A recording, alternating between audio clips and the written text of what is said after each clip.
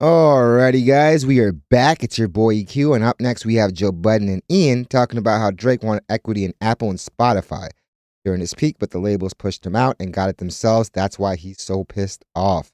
Yeah, man, at the end of the day, I feel like when people are negotiating their contracts, they definitely value the money more than the actual equity part, the ownership part. And a lot of artists tend to regret that later on in their career. Especially somebody like a Drake now whose leverage isn't the same as it was all those years ago where he was the golden goose. Now it seems like times have definitely changed. His career has definitely done a 180, especially in terms of perception and also the success his latest records have been having. The guy has literally been dropping records and all of them are basically getting more dislikes than likes, territory that he's never really been in. While he's always had his detractors, it's never been this bad, and the reputation seems like it's only getting more tarnished as each day goes by. I feel like he's really misstrategized this year, and this possible lawsuit, even if he does win, could turn out to be another L. And guys, there's always a trade-off. If you're going to get more money, there's going to be less equity. If you turn down a lot of that money, you might be able to negotiate for a higher percentage of ownership at the end. But yeah, man, this is definitely something that obviously he's regretting right now, especially since he doesn't have the same negotiation power that he had in 2016, 2017, where he was basically running the charts. When he can walk into an office and honestly demand basically anything he wanted because he knew that they needed him more than he needed them. Obviously, now that is not the case, with the industry seeming to have moved on from him. But enough dilly-dallying, let's get into the video. Again, we have Joe Budden and Ian talking about how Drake wanted equity in Apple and Spotify during his peak, but the labels pushed him out and got it themselves, man. Yeah, man. There's always going to be a trade-off, guys, when you're asking for more money. Of why not him? Because he has transcended. He has. Yeah, I can answer why not him. Please do. Easily. Go ahead. Because when it was him, he ran around selling ass and being a work for hire for everybody to milk him dry. And Exactly. He chose the money versus the ownership, and now he's regretting it. now he's sitting there saying, I'm Drake. And they're like, we finished. We got it. We finished. Right. They already You made mined all the of gold. us. You made all A of lot us of money. all the money in the world already. We're done. He missed his moment on the cap So table. you For think those he- who get Oh, mad, okay. he missed his moment to be on the cap table. But I think that would only be true if he doesn't still have some leverage. I still think Drake has superstar power, and if he put What out, leverage do you have? You pretty much lost it, especially after the events of this beef. It's definitely tarnished his legacy big time. Like I said, his last few records have debuted on the charts only to disappear after a few days. But yeah, man, a lot of that leverage is gone. He really should have negotiated all this when he basically felt he was indispensable. And while he still may feel that, the industry feels otherwise. What leverage do you think he has? Wait, name that leverage, please. I am Drake.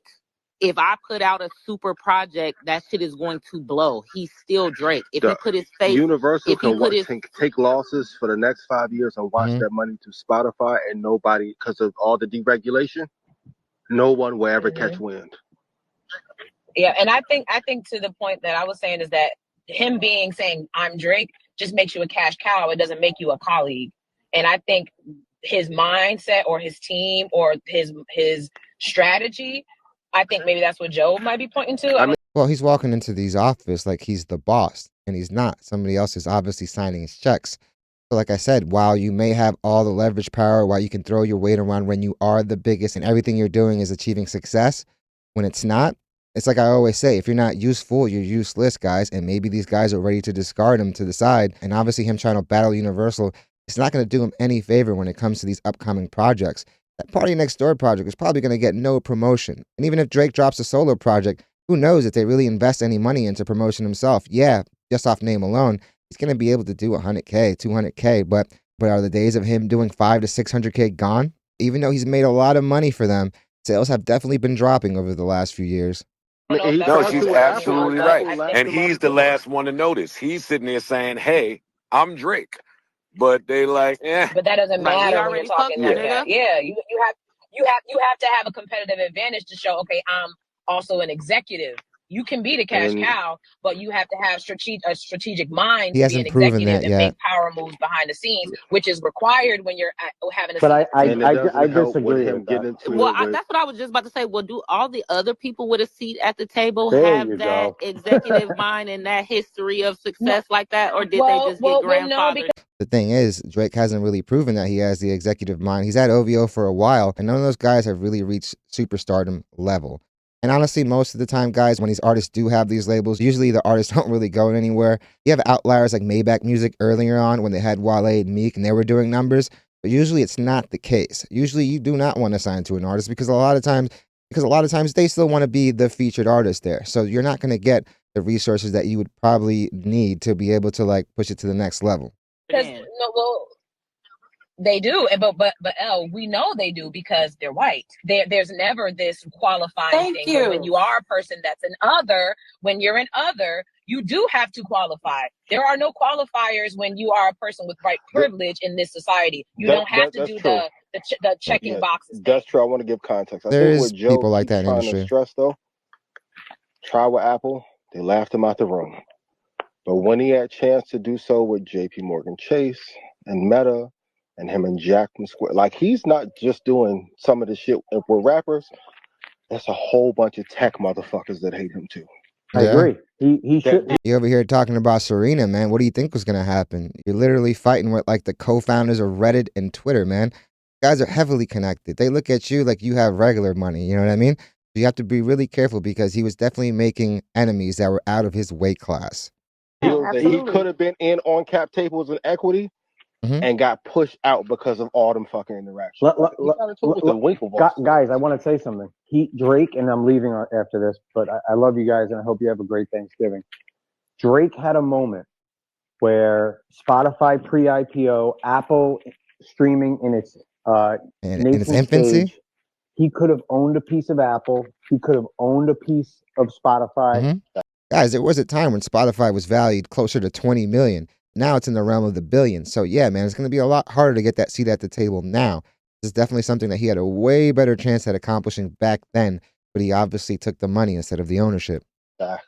And he didn't. You know what happened? And this is why he's so angry, I guarantee it. You know who owns a piece of each of those companies now? The labels. They blocked him out of those deals. They got the ownership. Universal off his back. Off of his back. Off his back. And that's why he's losing his fucking mind right now. Because he could have had equity in Coinbase. All of it.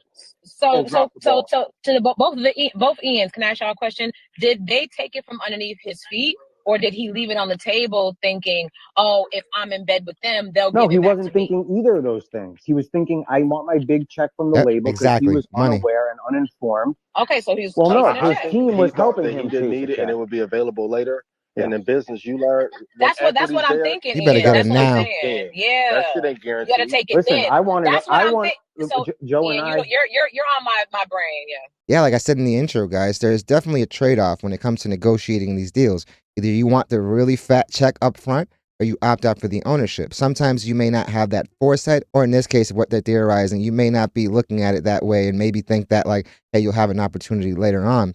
But the thing is, these companies have grown past the need to have to succumb to your demands. So it's definitely something that obviously Drake regrets. He's obviously crashing out for it. And while he's trying to push the narrative that he's doing this for the smaller artists, that he's basically martyrizing himself, it really begs a question. Would you be doing this if you were still the golden goose? Would you be doing this if you were getting that $600 million?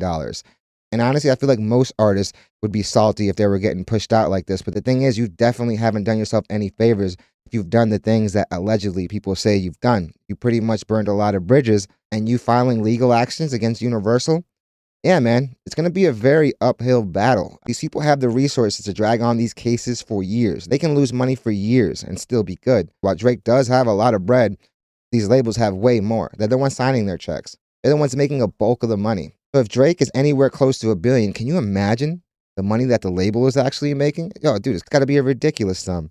Sometimes when you get an opportunity, you have to quickly jump on it, because if you don't, who knows if you ever get that chance again. The situation is already crazy, but I definitely feel like it's going to get a lot crazier. But definitely let me know what you guys think about Joe's theory on the whole situation, that Drake was literally pushed out of ownership because of the labels. I honestly think that he didn't take the opportunity when he could, and he's obviously regretting it now. And also let me know what you guys think the odds are on this lawsuit actually being filed. And also let me know how you guys would have negotiated. Would you guys like sacrifice the big bag for the ownership?